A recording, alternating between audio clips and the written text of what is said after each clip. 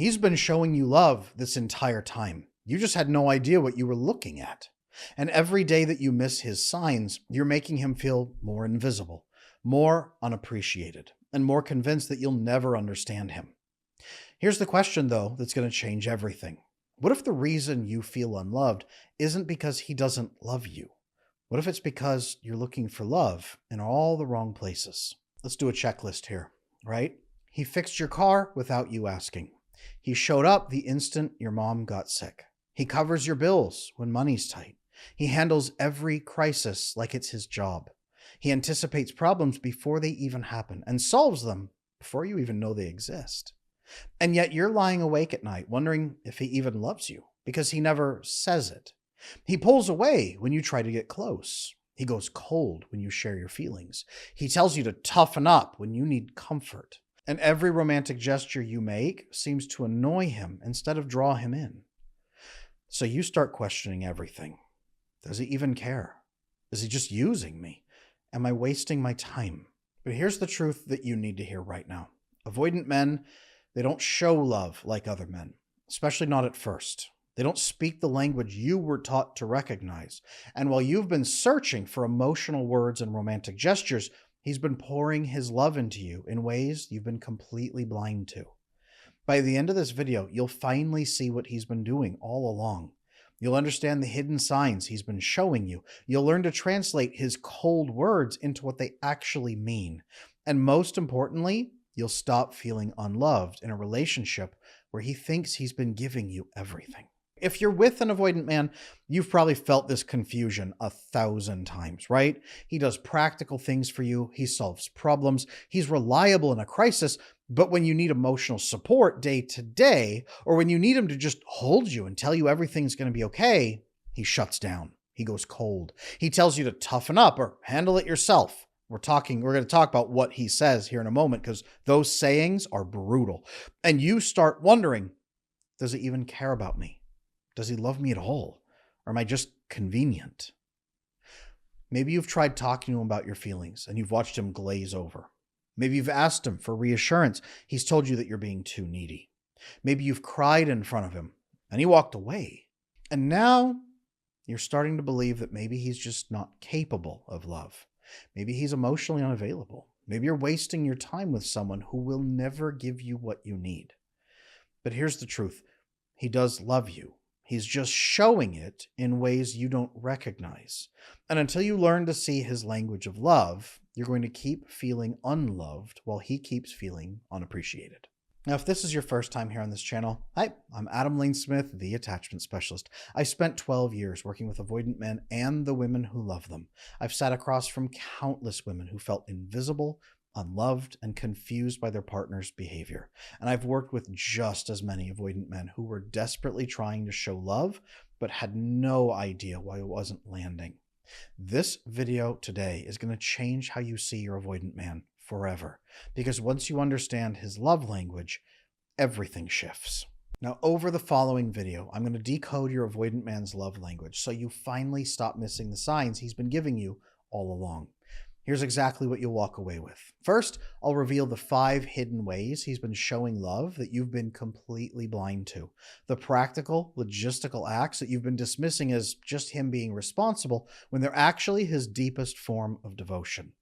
Second, I'm going to translate the phrases that sound cold and cruel, like no one's coming to save you, and it is what it is. And I'll show you what he's actually trying to tell you, because once you hear what those really mean, you'll never feel rejected by them again. Third, you'll learn the one critical difference between an avoidant man who genuinely loves you and is trying to make you stronger versus one who's just settling and wants you to be convenient.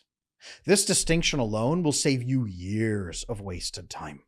Fourth, I'm pulling back the curtain on what avoidant men have told me in private sessions about what they're desperately searching for in a woman, and why your emotional intensity is the one thing that terrifies them most, even when they love you.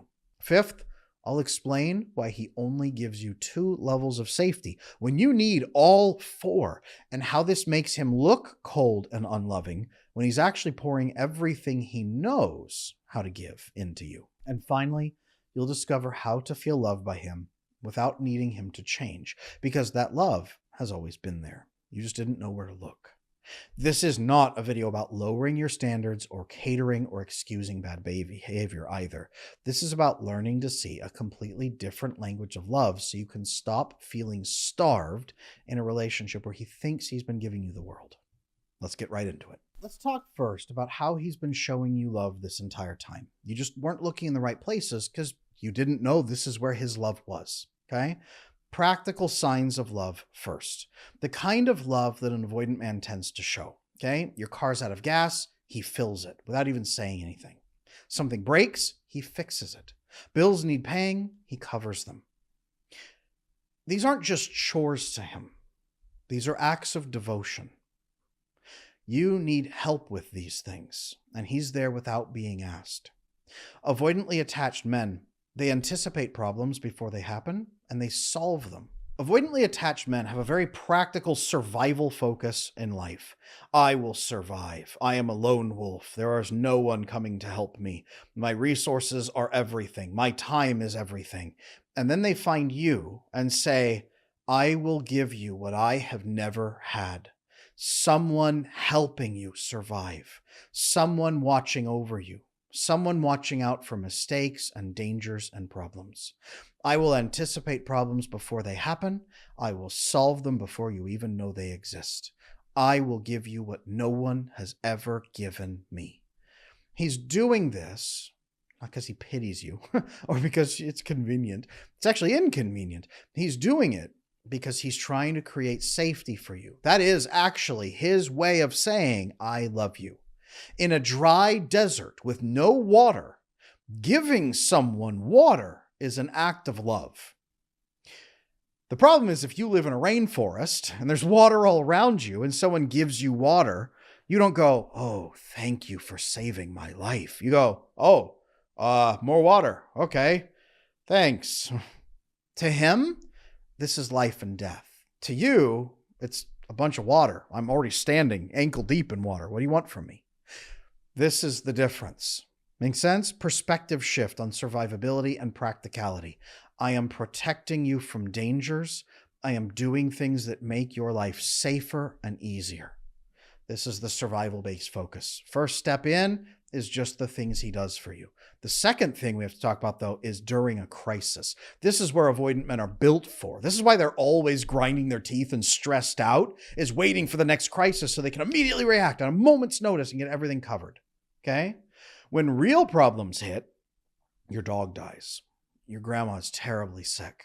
Someone's getting sued, right? Mom got hit by a car. Whatever it is, your mom now has said, sweetheart, I have cancer and I have 1 year to live, right? When the big things hit, he's there.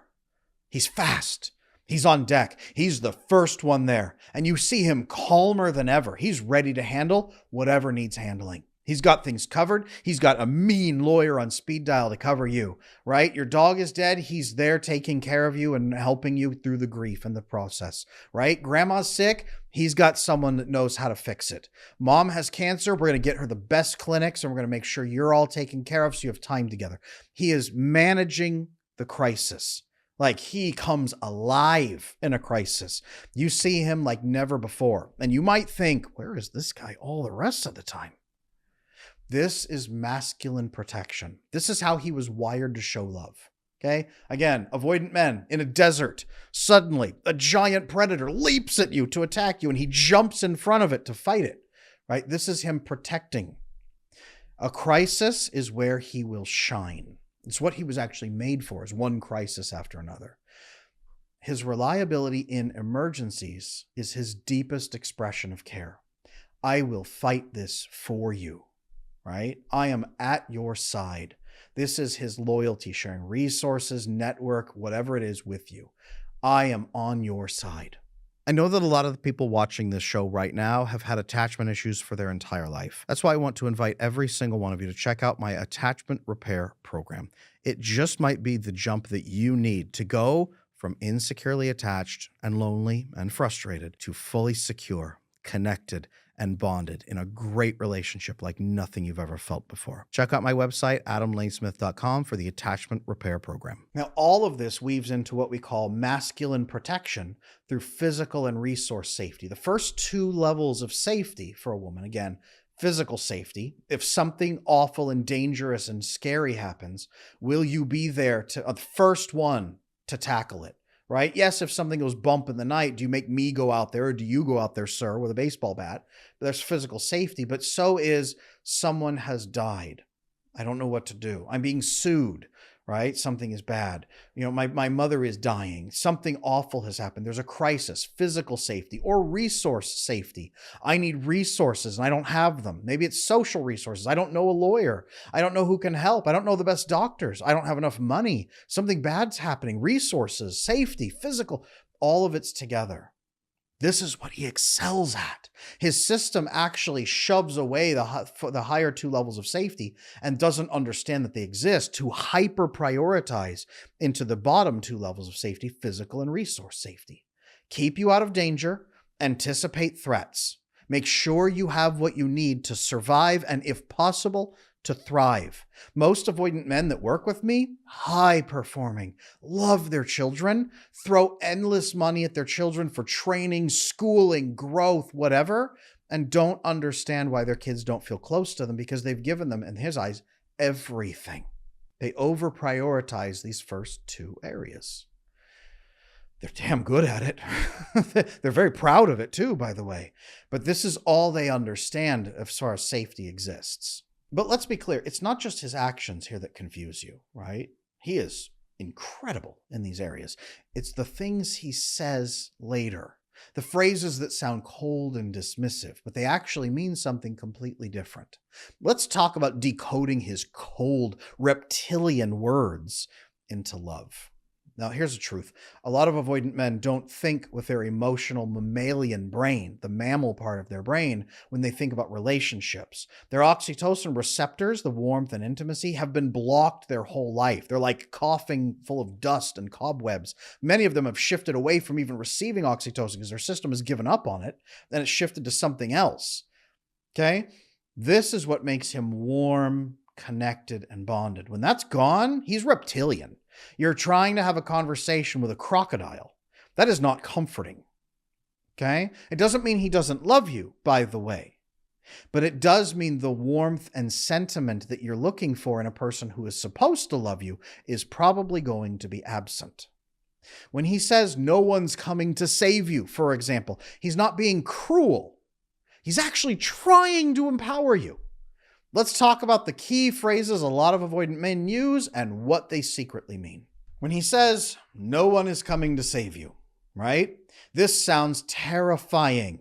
It sounds like he's telling you you're on your own. This is something a villain says to you as you're clinging to a cliff about to fall and he's mocking you, right? No one's coming to save you. We know this. That's the tone we expect it in. So when he says, look, no one's coming to save you.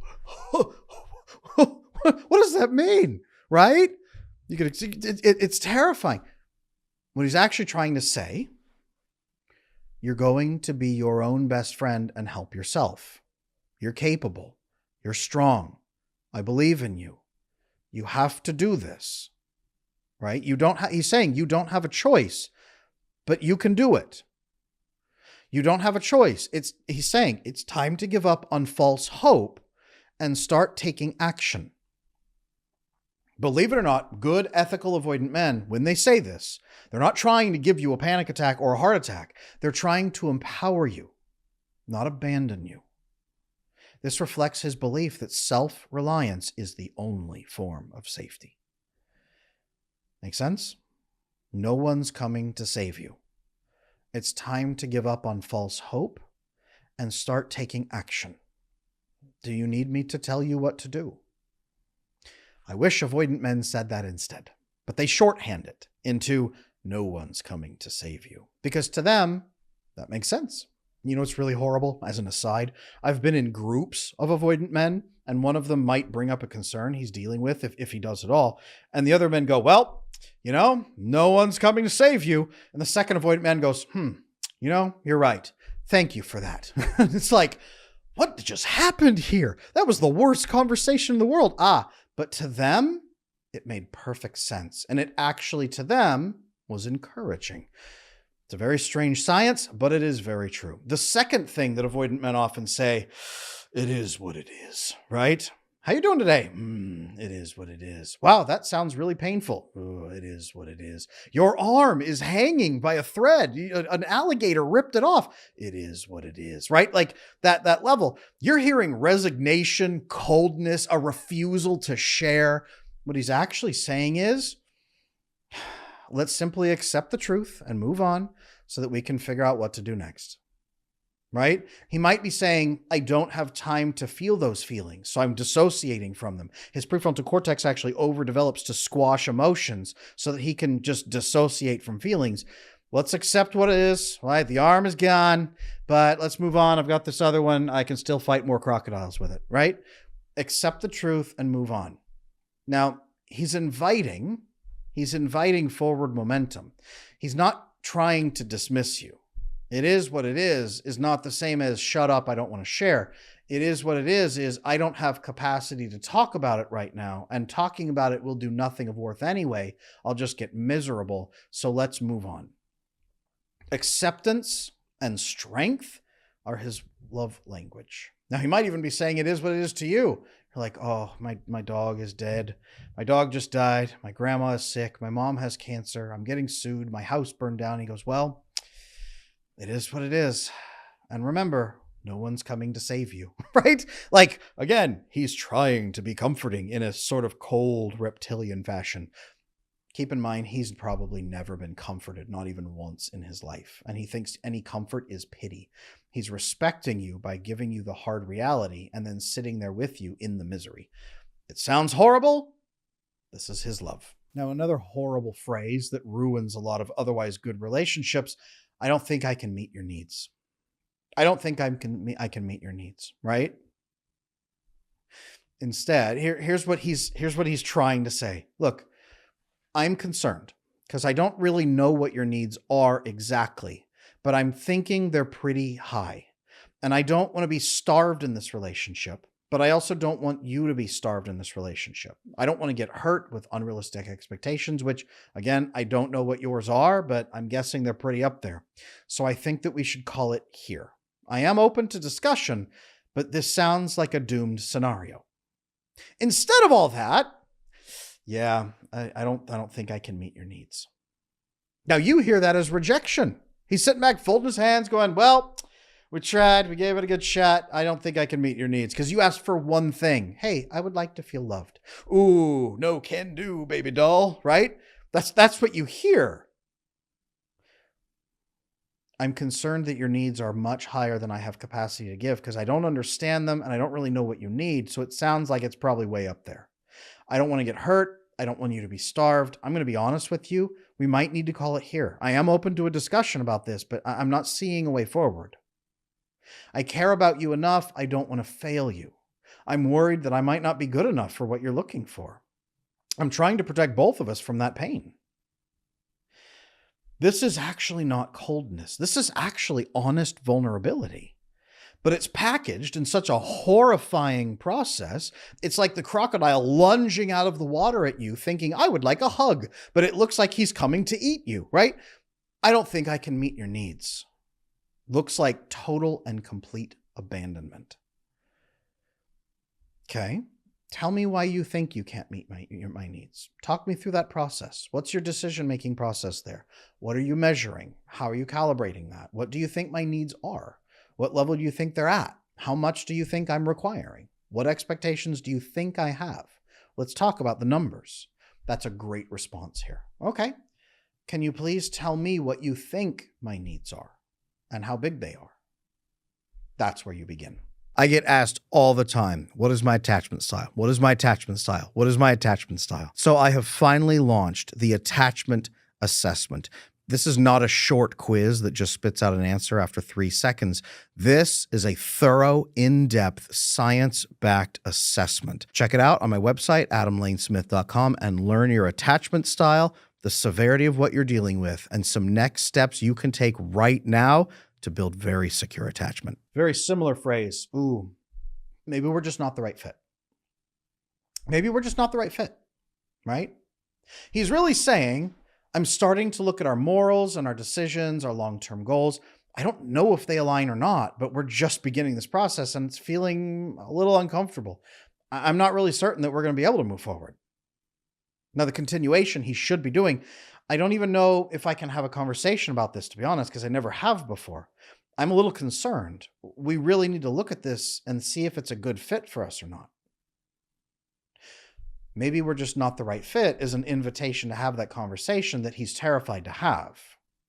You hear him ending the relationship, but he's opening a discussion if you want to have it, begrudgingly opening the discussion.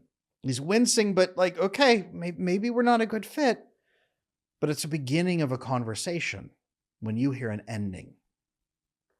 He's being honest about his concerns. He's inviting you to problem solve together. This is a crucial part of this process. And if you hear it wrong, you might give up on a relationship and he might think you were the one who walked away. Now, so far, you know what he's saying. But how do you tell if he genuinely loves you versus a man who's just tolerating you because you're convenient? Because not every man out there is ethically avoidant. Some men are just there for the fun. They're manipulative avoidant, or they've given up on relationships. They're just wasting your time. Not every man is going to be the ethical person that we're talking about here. Let's talk about loving versus settling, reading his true intentions, okay? Because an avoidant man who loves you will push you to be stronger. An avoidant man who's settling will push you to be more convenient for him. Now, the man who genuinely loves you, okay? He's looking for ways to help you get stronger. Hey, it is what it is. And remember, no one's coming to save you, right? And then he might say, so what do you need from me? Which is actually an invitation. No one's coming to save you, so you need to give up on false hope, but how can I assist? He's trying to help you get stronger. He's concerned about your education, your growth, your thinking. One of the most terrifying things actually for ethical avoidant men is watching the people in their life feel helpless and believe they have no power. To them, it's tragedy. They're watching a tragedy unfold for someone they love. Don't you realize how much power you have? No one's coming to save you, but they don't need to because you can save yourself.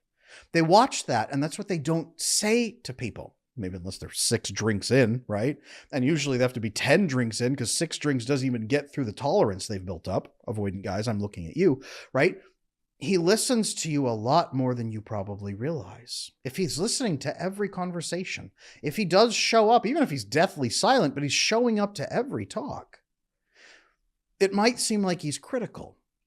It might seem like he's always pushing on you, telling you you're not doing enough or being careful enough. But if he's telling you you're not being careful enough in your areas of life, odds are very good he genuinely loves you. This is not to excuse him being abrasive and sometimes a jerk. Those are other things we have to work on after this. But today, in this video, does he love you or not is the question. If he's doing these pieces, odds are very good that he loves you genuinely and truly. Now, for the man who's settling, the criticism happens when he doesn't care, and it changes really badly, okay? If he's just comfortable and settling, he's criticizing you about ways you're not convenient enough for him. He's trying to reshape you to be easier to deal with. He's not building you up, strengthening you, encouraging you, listening to you. He's trying to mold you into someone who requires a lot less effort. One of the biggest factors I look for in this, when women ask me, does he love me or not, is contempt. Okay? Criticism and settling comes with contempt, insults, dismissiveness, right? Belittling you, mocking you, making passive-aggressive and sarcastic comments at you. These are things you can feel. Your nervous system feels them. Yes, the other man, it spikes and you go, what does he mean by that? But with this man, you're like, that feels bad. Difference, right? You know contempt when you feel it. Criticism makes you feel attacked. Okay? Love criticism can make you feel challenged, followed by an offer of help. Contempt criticism makes you feel small, followed by abandonment, withdrawal, or pain and punishment. Small and punished till you get back in line.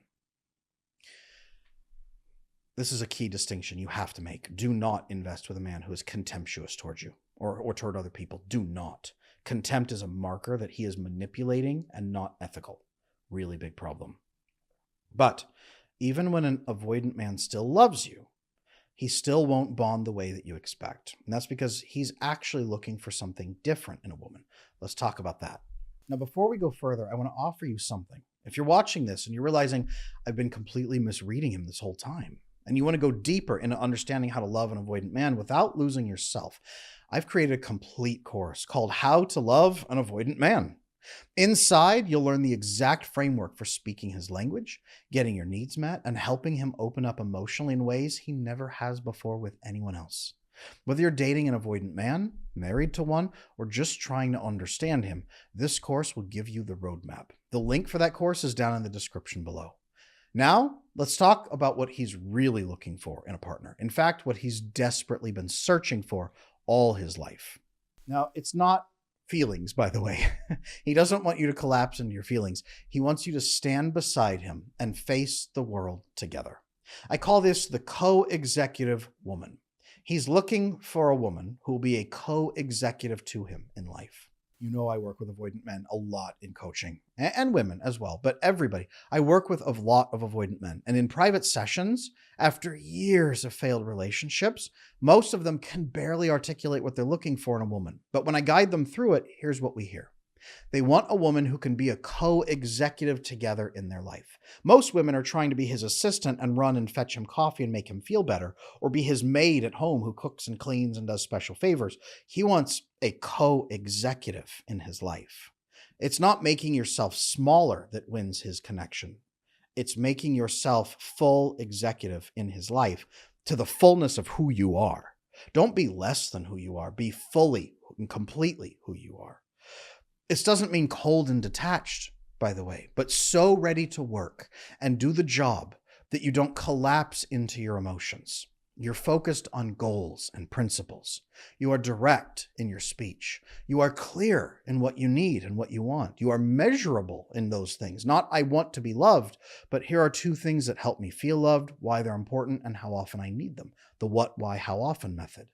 You are honest, but you're gentle at the same time. You're gentle and honest. We call that respectful. You are respectful, gentle, and honest in your communication. You hold him accountable in certain ways, right? All of these are being a co-executive, and it's the only place and time he can trust you and finally let go. Now, emotional collapse in particular terrifies him. Avoidant men are built for hardcore survival strategies. Their brains never leave survival mode until they fix the avoidant attachment, by the way. It is fixable, but their brain never comes out of that desert, right? They're always in that desert. When they evaluate a woman, they're asking, would she be helpful surviving alone, fighting for every scrap in a desert? That's what he's thinking. Probably not you just yet, right? You know this sounds insane. You're not in a survival setting. You're not living on scratching out a living in rocks to barely scrape by. You're in a relationship. But to him, this is his evaluation process. So in his brain, when you get emotionally overloaded, you become overly emotional. You're not managing your nervous system. It doesn't mean you can't have feelings, but when you collapse into those feelings, when you use emotional language constantly, when you are endlessly focused on what you're not getting and ignoring what he's doing, when you collapse to the floor sobbing, basically, in his eyes, his brain says, you're going to die, and you're also going to get me killed. His brain now tags you as a liability. His brain now says, we are probably both going to die because of this. Am I willing to strap you to my back, sobbing and screaming, where you kick and flail and bite and scratch me, attracting every predator along the way, decreasing my survivability, while I try to get us both to a safe place? If he loves you, he will continue for one more day. And that's his love for you. But that's what his brain is doing, is now rerouting you as a problem to be solved and a liability to be managed. Now, let's talk practicality. This does not mean you have to be emotionless like a robot. That's never going to happen. And frankly, we don't want you to self-abandon either. We're not trying to cater to him or cut you down. Again, you have to be more fully yourself. You have to be steady. You have to be calm and managed with a nervous system that you take care of. Yes, at times you need co-regulation and nurturing and care. Fully. Fine. Absolutely. But you are calm and steady. When everything starts to fall apart, you look at him and you say, okay, what's our plan? Right? Not the woman who falls apart, screeching, clawing her face, sobbing on the floor, right? Begging for God to come rescue you kind of thing. You look at him and say, okay, what's our plan? What are we doing? Right? What doesn't work? Oh God, everything's falling apart. What are we going to do? There's no hope, right? Okay, what's our plan? Massive difference. One of these makes him feel like he has a partner. He's like, okay, you load the ammunition over there where you're safe. I will shoot. When I run out, you give me more. Got it. Cool, right? He can give you tasks to do and begin problem solving with you during a crisis. He will take all the big ones and the dangerous ones, but you can supplement that by working with him right there, right? I shoot, you reload. Perfect. The other, though, falling apart, if your nervous system is always dysregulated, it makes him feel like he's alone with an extra burden. I have to shoot, I have to reload, and I have to stop you from shoving me out as a sacrifice or running out in a panic and getting shot yourself. I have to sit on you and hold you down and shoot and reload while you make my life harder. Ladies, be the one who is on his side. Be the one reloading. Don't be the one screaming. Now, this is why, even when he loves you deeply, he still looks cold compared to secure men. I'm going to talk to you about this, where he's failing, because he is. He is failing you. He is flat out failing you. As much as I've talked in this video about the good things he's doing, he is also failing, and he's failing at a core element of masculinity. Okay? He's only giving you 2 levels of safety. Level 1, level 2. We talked about that. It's not that he doesn't love you, by the way. It's that he only knows that 2 levels exist. You need all 4. All 4 levels of safety are mandatory to care for a woman in a relationship, or she will stay stressed, scared, nervous, anxious. All of you who have left hateful comments below during this video about Adam, how dare you tell me to do these things for him when he doesn't make me feel safe? I hear you. 4 levels of safety are mandatory. Okay? He stops at 2. 4 levels of safety. First, physical safety. Okay? You're not in danger. Level 2, resource safety. You have what you need. Level 3, emotional safety. Number 1, you can for that, you can bring your emotions to him and he co-regulates with you. When you get stressed out, you do 70% of your own, but when you have those stresses, 30%, you bring that to him and you ask for assistance. Solving, calming, feeling safe, okay? You can bring your feelings to him and he helps you, and you are safe from his emotions because he manages and disciplines himself. Doesn't shut them out, disciplines them. So he's not going to react erratically, right? Emotional safety. And then level 4, bonding safety. Your closeness is safe. Think of it this way. A man's job is to draw a safe perimeter around the feminine, right? To then go out and grab resources and bring them back inside the perimeter. His job next is to make sure that she feels safe inside the perimeter, that nothing in there is terrifying to her. And he needs to make sure that she knows the perimeter is never going to dissolve and disappear. He is bonded to her. She means something to him truly and completely. He is not going to replace her. She is irreplaceable. He is with her. He views her as a partner and will not leave. Bonding safety. 1, 2, 3, 4. He doesn't understand the last 2, by the way. Only first 2 levels exist for him. Physical safety, resource safety.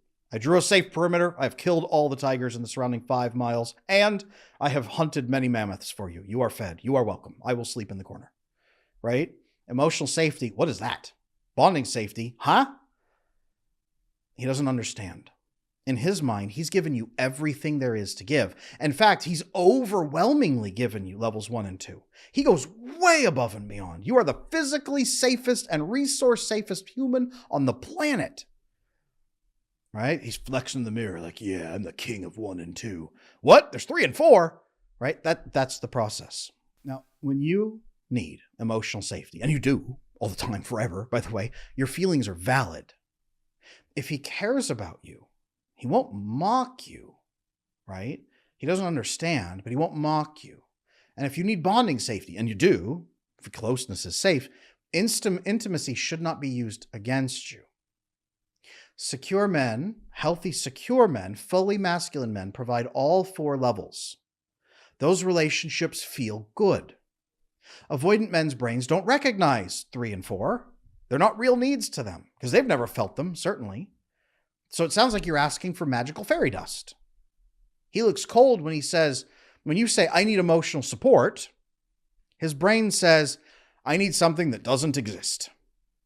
He shuts down, not out of cruelty, but out of confusion or fear or hopelessness. You are, what? Like, I did all this safety for you and now you want a pet unicorn? Did I hear that right?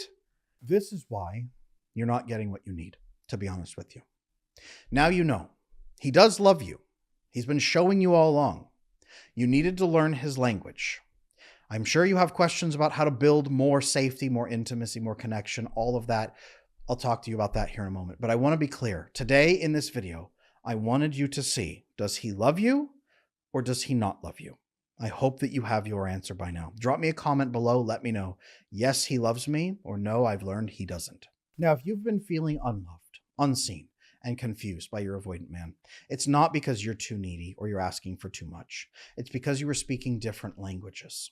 He was showing love through actions, survivability, while you were looking for love through words and intimacy and closeness. He was providing physical and resource safety, and you need emotional and bonding safety. But now you know. Now you can see what he's been doing all along, and that changes everything. Now, you don't have to settle for feeling unloved anymore. You don't have to keep wondering if he really cares about you. You can learn to recognize his language of love while also teaching him yours. You can help him understand the next 2 levels of safety that are missing while still appreciating deeply the 2 levels that he's been pushing in on and giving you all along, and in fact, mastering. This isn't about choosing between your needs and his capacity. It's about building a bridge between the 2 of you and your different ways of loving. And that bridge, that's what creates something beautiful. Now, if you want to go deeper into exactly how to love an avoidant man without losing yourself, I've created a complete course that walks you through the entire framework for showing him levels 3 and 4 of safety and building that intimacy with him. This course is called How to Love an Avoidant Man. Very simple. Inside, you'll learn how to stop activating his flight response, how to get your needs met in ways he can actually understand, how to help him open up emotionally for the first time in his life, and how to build a relationship where you both feel safe, valued, and loved.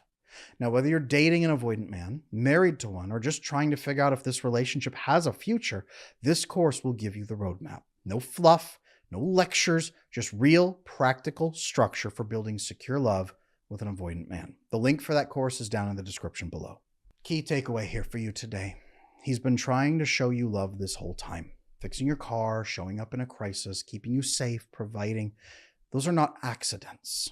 Those aren't just obligations. Those are love. And once you learn to see his language, you'll realize you've been loved all along. You're closer than you think. And this is the beginning of finally feeling it. I'm Adam Lane Smith, the attachment specialist. Thank you for sharing this time here with me today. Thank you for your trust. Make sure you drop a comment below. Let me know, does he love you or does he not? I'm here to help. In the meantime, make sure you like, comment, subscribe, turn on the notifications, ring that little bell, come to the next live stream, check out the video course in the description below, and I'll see you in the next one.